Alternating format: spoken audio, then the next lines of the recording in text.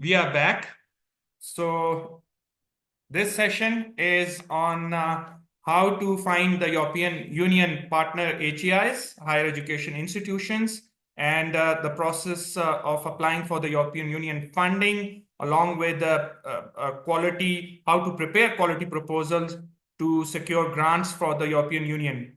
And I'm very excited in announcing that this session is going to be conducted by Dr. Jenny Lind Elmaco, key academic expert of the European Union, European Commission centralized support to Erasmus Plus national focal point, which means that whatever small or big contributions we Erasmus Plus national focal points of our respective countries from all over the world are making, Dr. Jenny and her team are behind us and providing us all the guidance, help, and support. And all of us ENFPs, Erasmus Plus National Focal Points, are truly indebted to her and her team. She herself is an alumnus of Erasmus Mundus and Mary Skodoshka Curie Fellowship. So welcome virtually to Pakistan, Dr. Jenny, and over to you. Thank you so much, Professor Saeed Kashif. Sorry, I just spoke in Kuwait and did a mad dash to travel to Pakistan. How I wish I did that in person. But in any case, it's a pleasure to be here. Such a big group in the room. 160 of you inside this virtual room, and I can see also some people on site. So it's a pleasure for me. As I was introduced, I'm of course the academic expert of the support to Erasmus Plus national focal points. That's my main hat, and today I am tasked to inform you and let you know, and of course equip you on how to apply for Erasmus Plus grants. So for the whole morning, you have heard a lot about the actions that are open to Pakistan, and we are really encouraging you to use this opportunity, use this entry point to access these grants, especially as it relates to also the priorities of Pakistan when it comes to education and training and exchange, and also anchoring on the sustainable development goals, because of course this is also what the European Commission wants. It's of course it is showing partnerships with Europe, but more importantly it's also wanting to look at our collective role in fixing the world's problems and making sure that we are together as we do that. So in the next minutes, you will learn from me on how to apply for Erasmus Plus grants. I hope my slides are working. Let me see.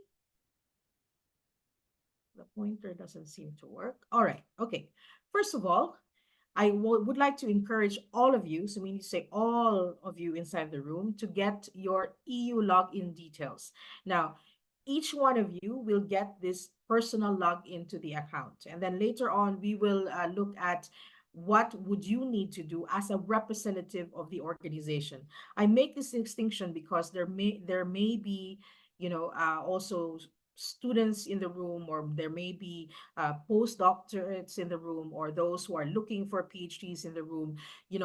Once you get access to the EU funding and tenders portal, most especially, you will see not only the Erasmus Plus program, but you will also see other EU programs. And there are also several programs that you can also access, as an academic and as a researcher. So I'll just say that very quickly before we dig deeper again into the Erasmus Plus program, because you might get confused.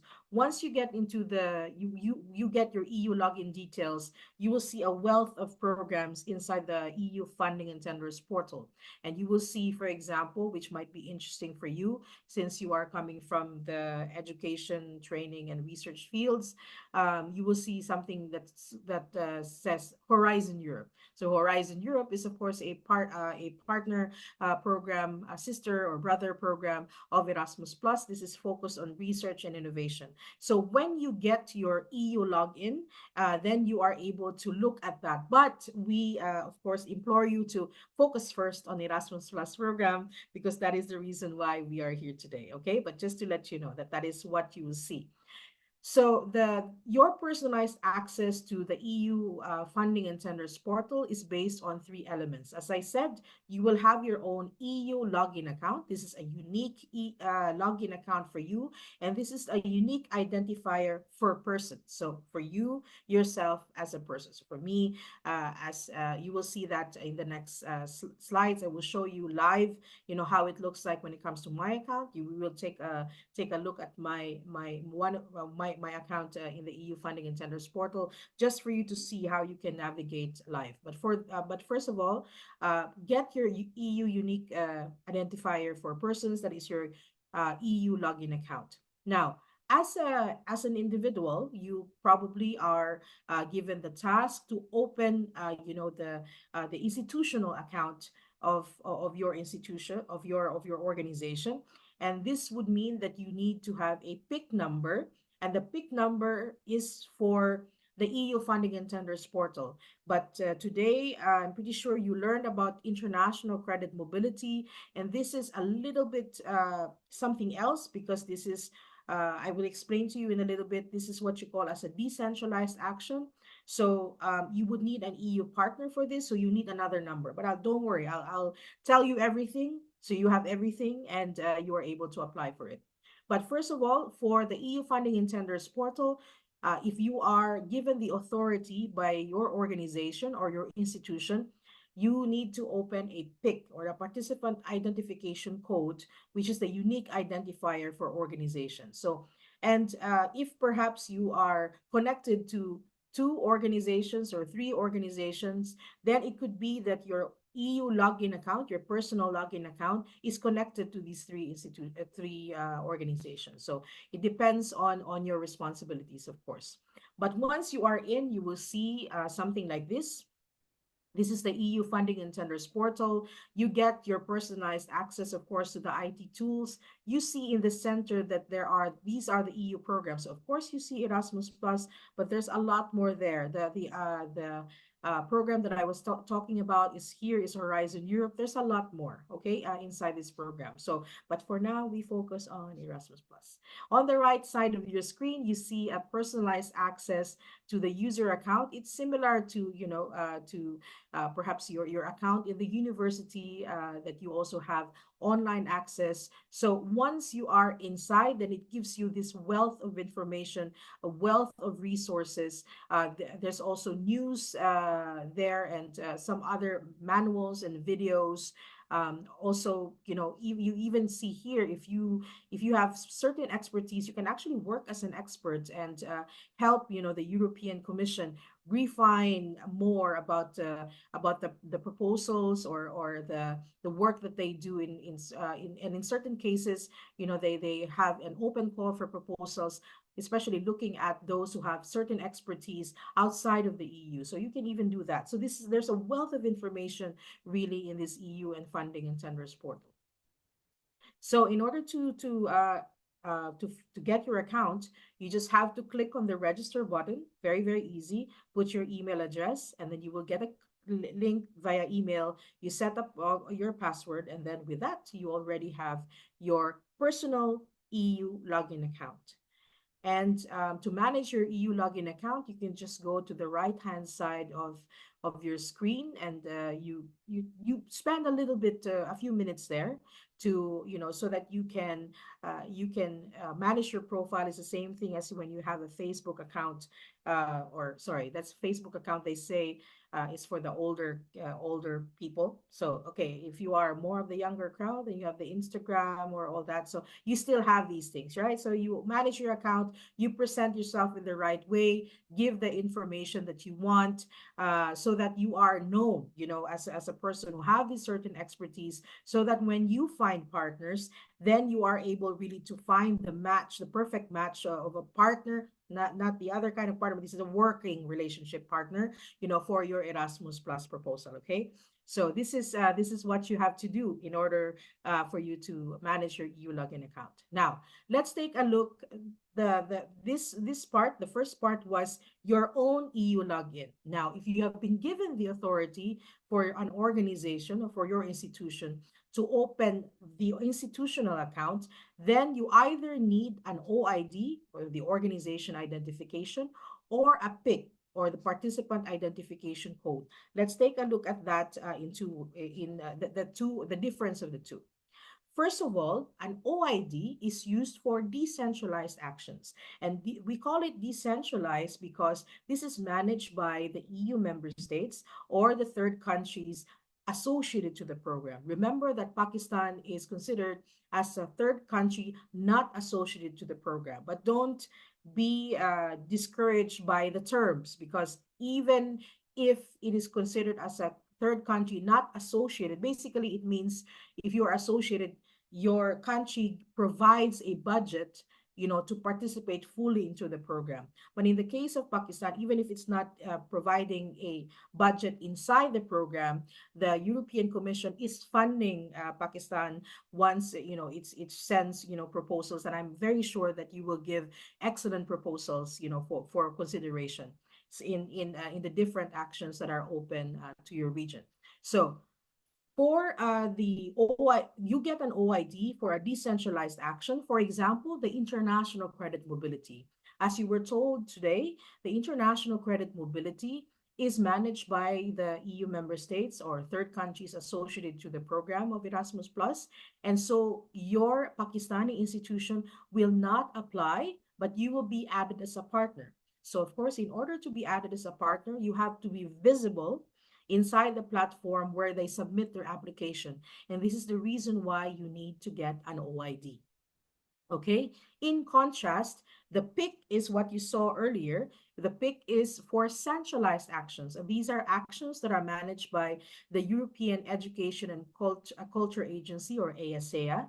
And this is again, this is not only for Erasmus Plus, but also for EU funding programs. So if you want to apply together with your partners for Erasmus Mundus or capacity building for higher education, Jean Monnet, these are centralized actions, and therefore, if your organization wants to apply, you have to get a PIC. Okay, so OID is for decentralized actions, which is international credit mobility.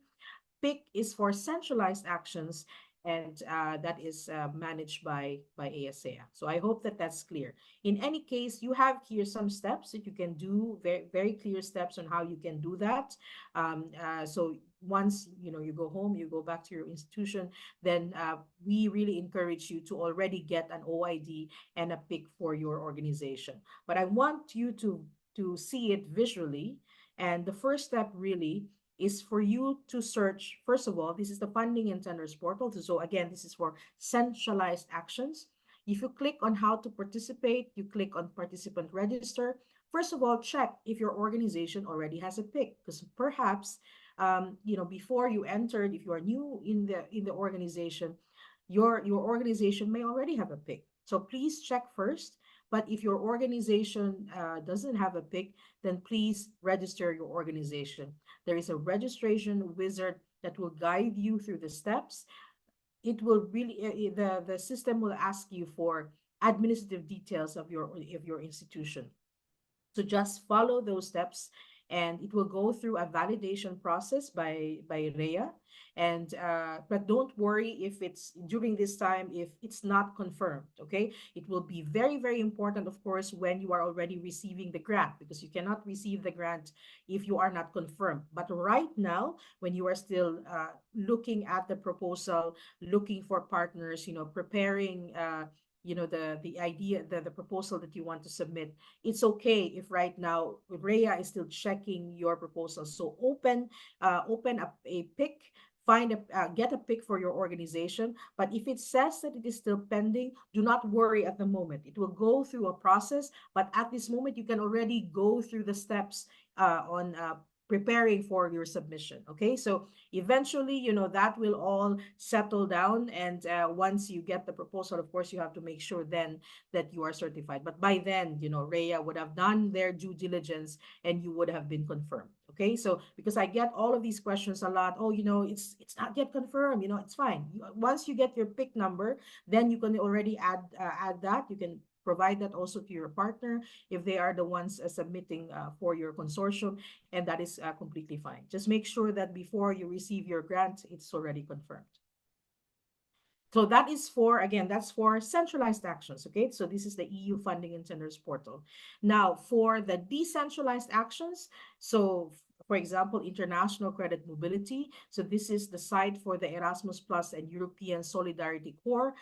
Same process. Please check first if your organization is there. If not, then please register your organization, of course. One of the things that I need to really focus on is the importance of the Erasmus Plus program guide.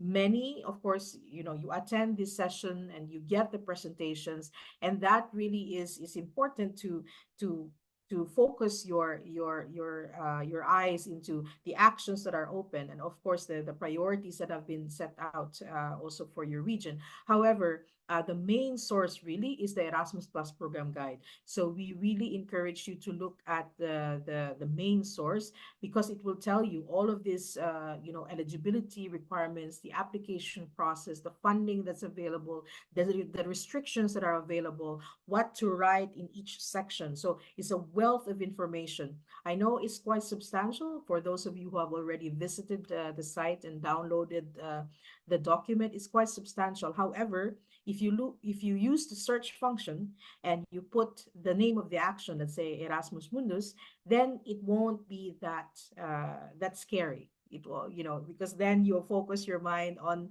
the specific action. So we encourage you to do that, because there's really a lot of things that you would need to know so that you can really fine tune your proposal and you really hit the right marks.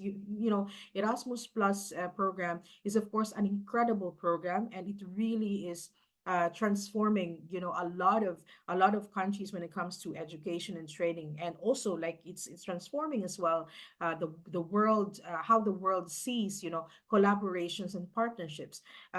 So it's competitive. So if you have the edge there is to really look at the fine details and making sure that you see you find the priorities, and then your proposal will be a reflection of the understanding and comprehension of the priorities that has been set out by Erasmus Plus.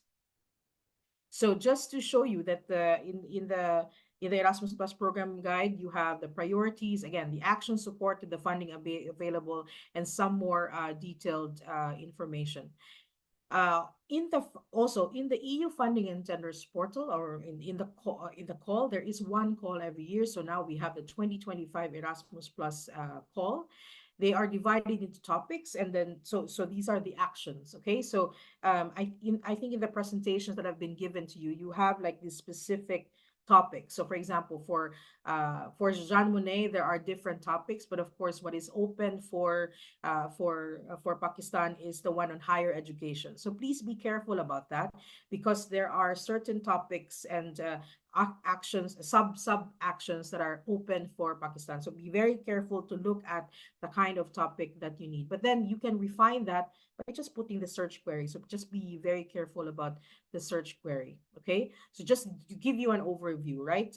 This is the Erasmus Mundus design measures in the previous year, and you see there there's a lot of information on the left hand side. You have a general information, but there are also topic updates. Check this from time to time, or you can activate the notifications of your, same thing as in Facebook. You have notifications. You can activate that if you have, and then just mute it during the time that you're sleeping, so you are updated on the things that are happening when it comes to Erasmus Plus. Inside there also, you have of course the topic description, the conditions, and the documents that you need. And then right now it's closed. I mean, in this it's open now, but in this slide it's closed. So when it is open, you will see here a green box that says start submission. But we will take a look at that live in the next minutes. You see here, very, very important, this Q&As. I cannot emphasize this. I really have to tell you, you try to look at the Q&As. because there are a lot of things that you may be running in your mind that have been already been answered before. It has been asked and answered. So take a look at the Q&As. It really will help you refine also your proposal. And here there's a lot more resources here. There's an IT guide, there's a manual, there's links to other sites that will also help you. So try to look also on how you can get support. There is also an internal IT expert team. So just in case you run into a problem in the registration process or somewhere along the way, then you can also contact the IT team. And they're really good at explaining in a way that you don't, technically be daunted. You get scared because they talk in a technical way. They don't. They try to really, really simplify it so that it's easy for you to follow. So don't be afraid to contact them if you run into problems. Very, very important then. In the course of your proposal, one of the most important things, of course, is finding the right partner. So we will give you three points here on how to find the right partner. The first, of course, is to check the Erasmus Plus project results platform. This is a comprehensive database of past Erasmus Plus projects. It includes a lot of details about the objectives of the funded proposal, the results, the organizations or institutions involved. So it's really a great resource to find organizations that fit also your purposes. So if you are thinking of doing a project on sustainability, then you can refine that. You can put like sustainability there, and then you see partners in different parts of the world that you can contact. And usually it will have a link to their sites. It will also have the point, the person. If you go to their site, it will also have the project manager or the project coordinator, and then you can start discussing, the idea to submit. So it's really good as well to look at what I like very much about the Erasmus Plus Project Results platform is that it shows you who has been successful, what they have been successful with. So those who are experts and who have the experience in Erasmus Plus, and if your organization, if it's their first time to apply, then make sure that you have an experienced partner. So then they know already the process, and then it's also a mentoring opportunity. So you get to learn about how they do things, how they manage the project. Make sure that you are, of course, involved in the work package of the project, in the work package that your institution is very strong in. So for example, if your institution is very, very strong in communication, then by all means inform your experienced partner, please give us the work package on communication. We would love to lead that because we're very strong in that. But in the process, you will look at how the other work packages are managed, how the funding is also being distributed, and how they respond to the particulars of the application process. So very, very, very important to see the Erasmus Plus project results platform. We will take a look at that together in a bit. So I'm just putting here, because you get the presentation, just to make sure that you know how to navigate it. So I just put here some steps on how you are able to do that. But I really, really encourage you to look at the contact details. Okay, so, and it will bring you to external sites. Try to look at the external sites because the projects really give a lot of information, and it also gives you hints on what they are working on and what they would want to work with in other countries. So it's very obvious, what the proposal they would want to do most of the time, because then you see hints in their news or in their resources. So try to find the time also to look at the partner pages as well. The second thing, of course, is in the EU and Funding Intenders portal, there is actually a partner search. And the great thing about it is it will show you organizations, especially when the call is already open. Then there are institutions that actually put a search for partners inside the call itself. So when you go into the Erasmus Plus program, for example, you want to go to Jean Monnet, no, maybe CBHE. CBHE is much more looking for partners. So CBHE, capacity building for higher education. If you want to go there are a lot of institutions that want to partner, and they put it there. So all you need to do is to click on the partner search, and then they will show you, those who are interested. But even on your own, you can also refine your search and put the country or the topic, inside the platform, because the platform is also a database of those organizations and also individuals, experts who would like to partner. That's why it's called a partner search. So you see a link here, please follow that and try to actively seek for partners that align with your vision and priorities for your institution. So this is to show you what I informed you about. So when you go into this is just a random example of a partner search. So once it is open, when you click on start when you click on the specific action, you see here 47 searches. This is not live, okay? This is just an example. So you can click on that, and then you can find perhaps your perfect match through the partner search of those actively looking for partners. But in any case, you can also click on how to participate and then click on partner search, so you can do manually the search depending on your criteria, on your search criteria, on the kind of partner that you want to look for. In any case, there's a link here that will help you do that. So just some tips on finding the partners. Of course, look for organizations that have expressed interest in your field or call for proposals. When reaching out, try to state already an idea, even if it's not that elaborate yet, but maybe it helps, to state your project idea, perhaps the Erasmus action that you're thinking of applying into, and why you believe the partnership is a good fit. So also speak a bit about your organization, the organization that you represent. So if your Pakistani organization is very strong when it comes to food technology, and you would like to submit a proposal under CBHE and food technology, then you can say, so it's also a way for you to promote your organization already when you are sending this expression of interest to a potential partner.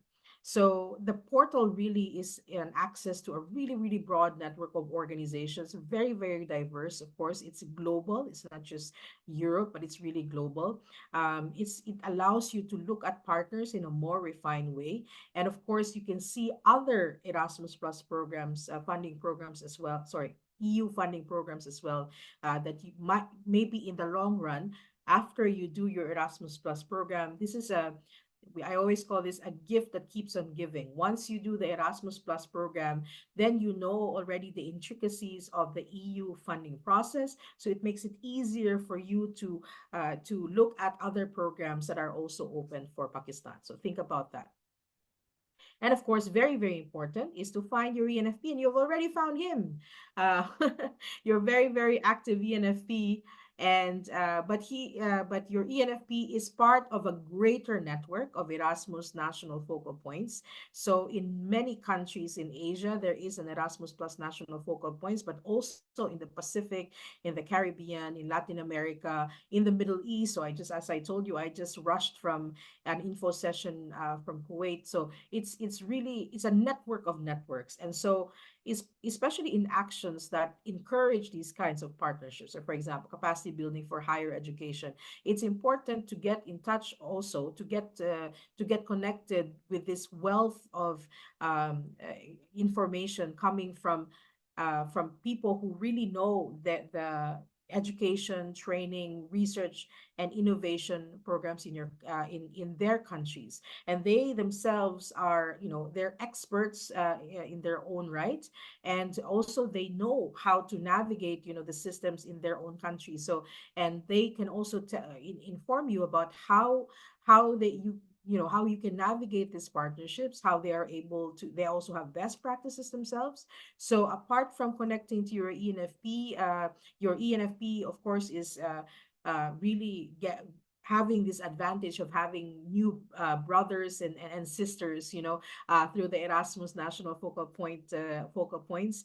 They have become a community, and so this mentoring initiative, this is really building each other. So we also encourage that among the institutions. Of course, in Asia, you have a very active regional manager as well. He is here with us, Dr. Ashiko Raman, and he is also a network of networks. So many of us are a network of networks. So in my case, I'm connected to Erasmus Plus, as you know, but I'm also connected as a contact point for Marie Curie, but also for European Research Council and research infrastructures. And I'm also connected to UNESCO. So, I know that Pakistan is also very active when it comes to these anchoring on sustainable development goals.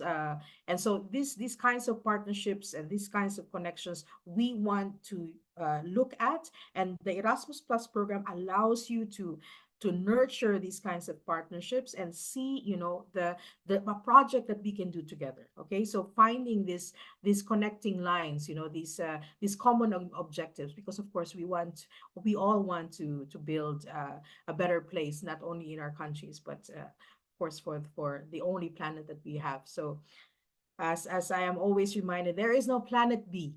So we have to take care of the world, and we have to take care of each other. So find your ENFP. You've already found your ENFP, but also try to connect with the network of Erasmus National Focal Points. So these are just to explain to you who are the ENFPs are. These are the ambassadors of the Erasmus Plus program in the countries. And as I said, they have extensive networks. They often organize events, info sessions, matchmaking activities, and they can also recommend organizations that can partner with you, of course. And they will also have also their own connections with Europe and other countries beyond their own countries as well. The other thing also is to connect to your Erasmus network. So of course you have the alumni. Ashikor is here. There are different alumni organizations that are there. Sorry, I'm a little bit sick, so and then you have the cultural and administrative nuances in working with organizations, and these Erasmus networks can really help you. So you have Emma, but there's also the Erasmus Student Network. Very, very important as well is to work with, and I'm losing a slide here, but to work with your EU delegation. You have the EU delegation in your country, working in your country, and it's important to get in touch because they are the front liners. They are the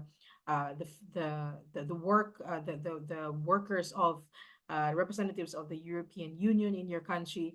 And there are particular, if you remember, with capacity building for higher education, you have to anchor on the global gateway. And the expression of this is through the work of the EU delegation in your country. But most of all, because they know your country well, and their main objective is really to make sure that the actions of the EU, not only in education, but in many other things, is really also aligning with the priorities of your country and the national goals of your country as well. So it's very, very important to see, to get in touch with them, make sure that they know what you're doing, and what you are working on under Erasmus Plus, because a lot of it's really connected also to what they want to accomplish as representatives of the European Union in the world, in Pakistan most especially. So please take a look at that as well.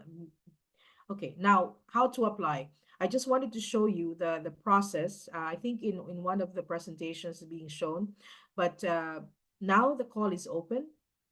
The deadline, of course, is around February and March. Most are in February, and the selection of projects is between July and September. How it works is that there are external experts that will help the agency, the commission choose, and then it gets confirmed, and then you are informed, and then you sign your proposal. So while this is happening, while you from November to March, sorry, February actually, November to February, look at refining your proposal. Right now, find your partners, of course, but already start doing a needs analysis for your institution, because it really should reflect on the institution and how it can help your institution, right? So look very closely at your institution. What are the gaps in your institution? How does this connect to Europe? How connects also to the world? How it anchors, to the how it helps address the global problems as well. But most importantly, try to see this space, this your own space, and what you really want to accomplish, because it's a lot of things, right? It's a lot of actions, but try to see what really do you want. What was the question? What is this big question in your institution that you want answered? What is this big gap in your institution that you want to address? Try to think about that first, and then refine your proposals together with your partners. But be very clear about, because you cannot change a whole thing. And the proposals, of course, are very, the funding is limited, but it will make a difference. It will, of course, but you have to make sure that it really boils down into how it also helps your organization. Okay, so be very, very clear about that, that it should show, this added value to your organization. So please don't forget that. I just wanted to show you now. I have a few minutes live, if I can, but hold on. The site, give me a second, Kashif. I will show them how it looks like live. So we can go through um, my own my own links, my own. Okay, here we go. Hold on. Just give me 1 second. Uh, you know, Zoom is not that friendly when it comes to sharing multiple screens, so I don't want to make a mistake. Okay, I hope you can see my screen. This Yes. is what wonderful. So this is the website of your ENFP, and well, not only your ENFP but all of the ENFPs. This is the Erasmus Networks platform. So you see here a lot of information actually. Of course, you have the list of the national focal points. You also have the resources. So we are building it, and hopefully by January there's a lot more here, other resources. So we encourage you to take the time to look at the resources here for your use. We have fact sheets here. There are also national fact sheets that your ENFP has also built for you, so that the idea is that the European partners will also find Pakistan, and that's a really a good thing. And we thank we thank you for for providing that, because that's really important, to for Pakistan to be visible, especially for the European community. And because of the work of providing a national policy review, it gives also a glimpse on the priorities also of your country when it comes to education and training. So that is all of that is here. You also have the event calendar here, so you can, like, today your event is here, Erasmus information session for Pakistan. So you see a lot of things here, so keep in touch with this one. Now I want to go to the next site. Hold on. So here is the remember that you need to have an OID, an organization ID, in order to participate to a decentralized action such as the international credit mobility. This is the live view of that platform. So it's very, very important to. So you see here Erasmus Plus. We can click on that. So please take note that this is not just for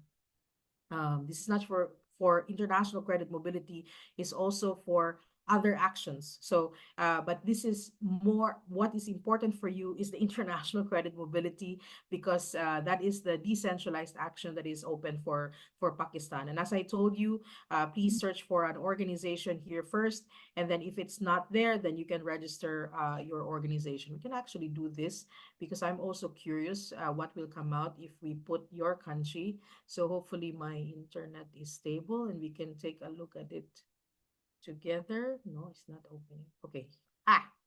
Okay. There is a thing there that I cannot open. We will do that later, because I have to put my password, and I don't want the whole of Pakistan to know my password. But we'll take a look at that later. But here, let's go to the next one.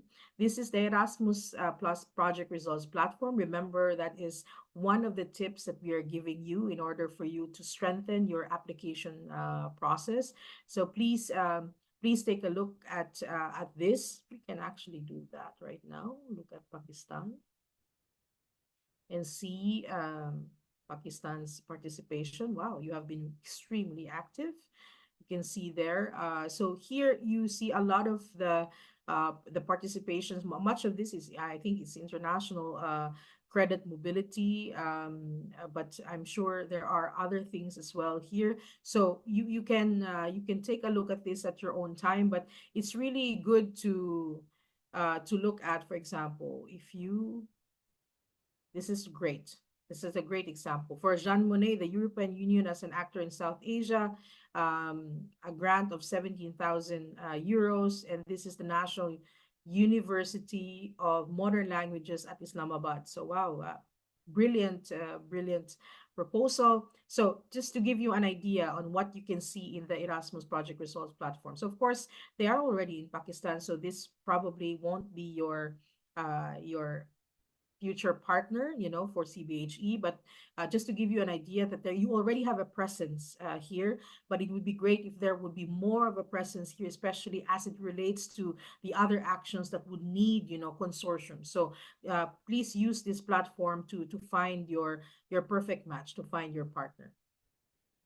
And here, lastly, is the funding in tenders portal, most especially on when you submit an application. Okay, so you see here the steps of the application. I will not go back to the start, because otherwise I will be kicked out of the platform, and I will not be able to see this site again. So just to show you, these are the steps. Okay, so you log in. There's a topic selection, so you can put, let's say, in this case, I put John Monet. And then you create the proposal. This is the part now. So it shows you the arrow. So this is where we are now. And then you have to put the participants, and then you have the proposal forms. And then finally, you have to submit. So when you go into the specific topic, and this specific topic that we see here is the Jean Monnet for higher education institutions, which is the action under Jean Monnet that is open for Pakistan. So it will ask you for the PIC, and this is the reason why the PIC is very important. And there's a lot of, for example, in my case, I'm connected to Praxis, so you see the PIC number of Praxis, and there's a Praxis address there. So as I said, there's a lot of support that you can get inside the platform.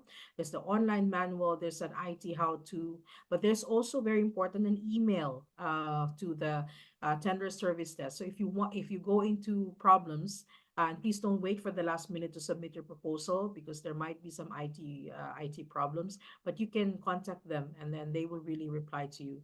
So this is part A. This is the part that there are questions that you have to answer inside the platform. There is part A. So there are two main parts, part A and part B. Part B is you have to download. Okay, and this is really already the meat of your proposal. Mainly part A is more the administrative stuff, who your partners are, the name of your institution, all of those things. Part B is really your proposal. But it's very important to look at part B closely, because it will show you, and it's the application form is really good in my opinion. I've seen a lot of application forms for different funding proposals all over the world. The great thing about the European Commission proposal is that it guides you every step of the way. So for example, if you want to address relevance, what do you have to put when it comes to relevance. So it's very, very specific. So if you follow the instructions, then it will really help you, to get a successful proposal. I just want to go back to my screen at the moment. Give me a second. I just want you to have all of the information that you need for this. Okay, here we go. Can you see my slide? Not yet. Okay, hold on. Okay.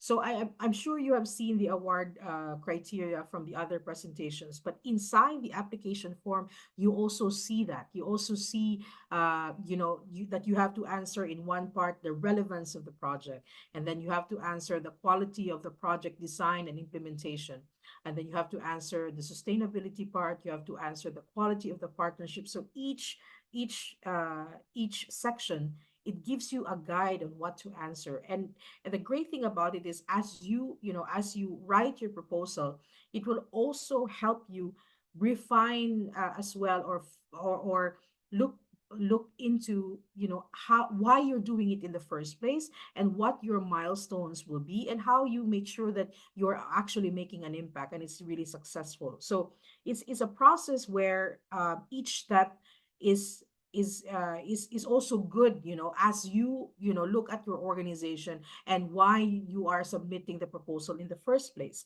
So the application process guides you every step of the way. And so if you are patient and also meticulous in looking at each part of the application form that is given to you by through downloading part B, it really helps you.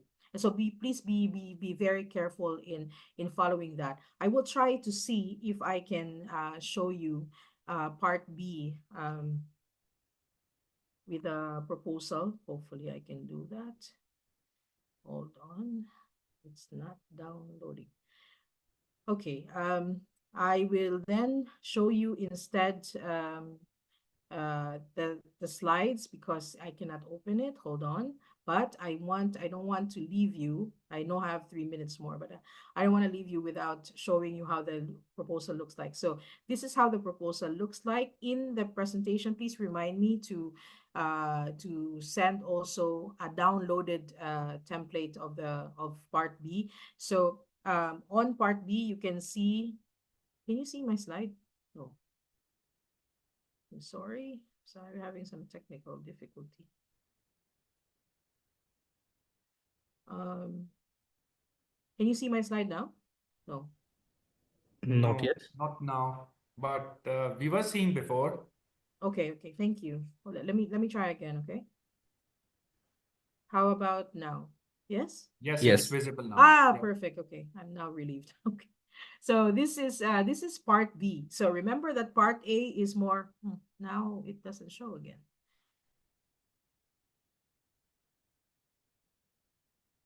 When I make it bigger, then it refuses to share that specific slide on part B. I don't know, maybe the system Exactly. is a Yeah. little bit. Let me try again one more time, okay? And then I will not do it on a bigger space. I'll just do it this way, because otherwise, if I make it bigger, then you can't see it. Okay, so this is part B. This is the remember that part A is the administrative side, so you just answer it inside the platform. Part B, you have to download, and then you answer, and then you upload it again. And you see here the parts of the proposal. Let me see if I can make it bigger here. Okay, so you see uh, the relevance, quality, the impact, work plan, work packages, resources, and timing. So it's a really good guide, on what you have to put in each part, because it's really, in the end, you have a full proposal that also guides you as a person who submits, or the institution that submits, on what you want to get out of the project. So this is where you will have to answer. You see there on the left, on the right hand side, what you have to answer. So for relevance, for example, you have to give the background and general objectives, and then you have to do the needs analysis, specific objectives. I mean, it changes a little bit for the 2025 call, but definitely, I mean, it's more or less the same. Just look at what is being asked and be careful at what you need to answer. And if there are any questions, of course, there is again the Erasmus Plus program guide. It would explain to you what they mean, what they mean when it comes to relevance, what they mean when it comes to quality. So refer again to the Erasmus Plus program guide, cross-reference it to make sure that you are answering the proposal part B in the right way. This is again, this is the second part of the proposal. You see there, project management, quality assurance monitoring, the project team, very, very important, and some other things that you need to answer as well. So take a look at this, and you see these little slides in the boxes. It really helps you, right? For example, describe the uncertainties and risks. So it already inside the application form itself, it gives you an idea on how to answer. So take the hint, take these little hints that have been given to you by the European Commission, because it really helps you to make a stronger proposal. So lastly, I just wanted to show you this because I don't have time. Just some keywords for a competitive application. Be very coherent. So avoid contradictions. Make sure that everything aligns. And this is also the reason why we are writing in that way, because that every point has